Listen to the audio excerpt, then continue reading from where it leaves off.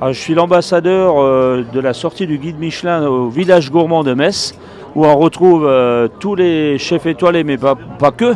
Il y a des restaurateurs, il y a même des chefs de collège et de collectivités qui présentent leurs plats. Et ce qui est formidable, c'est que toutes les écoles hôtelières de Moselle sont présentes avec tous les jeunes. Donc voilà, on est tout le public qui vient de toute la Moselle, mais pas que. On a des Luxembourgeois, on a entendu des Anglais, des Allemands, et des chefs qui commencent à arriver, parce que demain, il y a la cérémonie du guide Michelin. Et donc, ils vont tous venir à Metz et ils vont voir quelle belle ville que c'est. Et comme les gens sont sympathiques. Personnellement, c'est vraiment une fierté et un honneur, parce que d'être le parrain ici, bon, c'est vrai que j'adore ma région.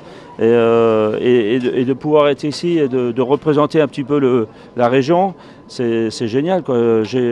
Hier j'étais là pour l'inauguration, aujourd'hui je fais un chalet après les autres, je vois aussi toutes ces belles personnes qui vont déguster, et voilà, c'est surtout aussi pour mettre en avant les jeunes. La transmission est importante, c'est important qu'on soit là.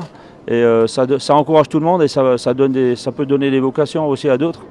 Les recettes ont été imaginées et réalisées par les chefs étoilés avec les jeunes des écoles hôtelières les plus proches. Donc ici, on est par exemple sur une recette de quenelle de brochet avec une sauce écrevisse, avec des œufs de poisson fumés.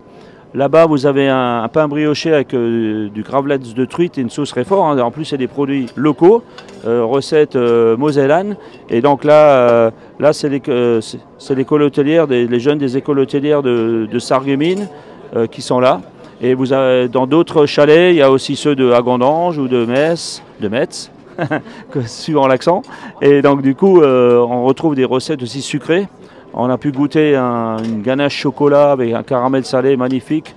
Et voilà, donc tout. Mais il y a aussi des recettes très comment dire, terroir.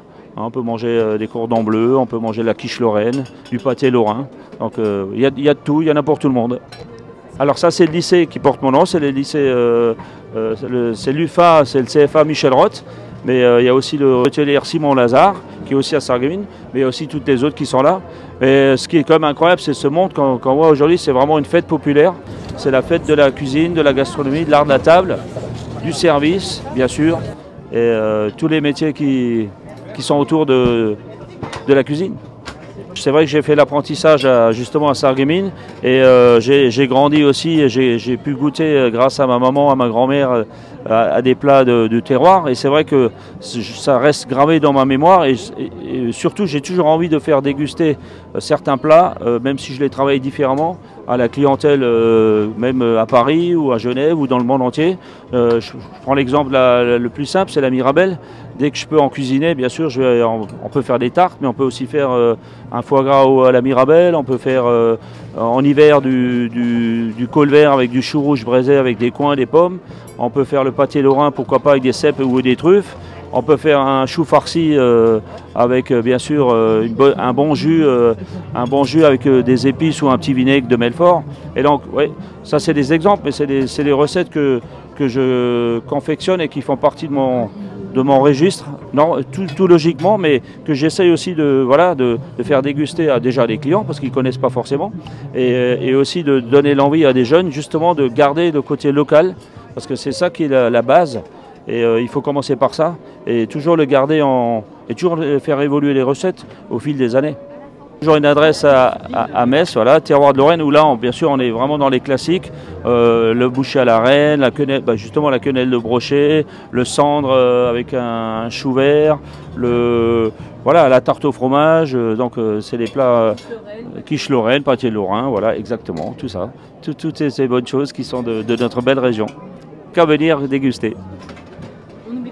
Pour Metz, pour la Moselle, c'est un formidable coup de projecteur d'avoir la cérémonie du guide Michelin ici, parce que tous les chefs français, les journalistes et toutes les personnes qui auront la chance de venir vont la plupart vont découvrir cette ville, mais aussi leur terroir, leurs plats.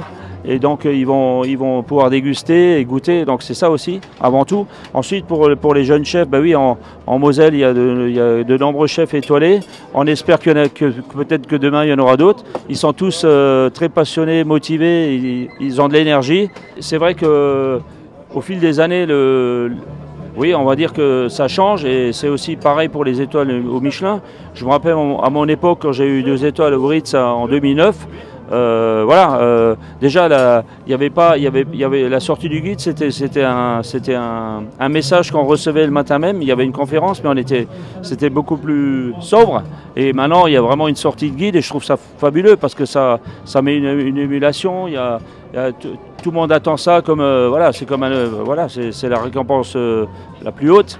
Et donc et la cuisine aussi a changé parce que ça évolue maintenant avec le je veux pas dire que les réseaux y ont fait quelque chose, mais il y a quand même plein de gens qui comment dire, qui essaient de trouver toujours de se démarquer.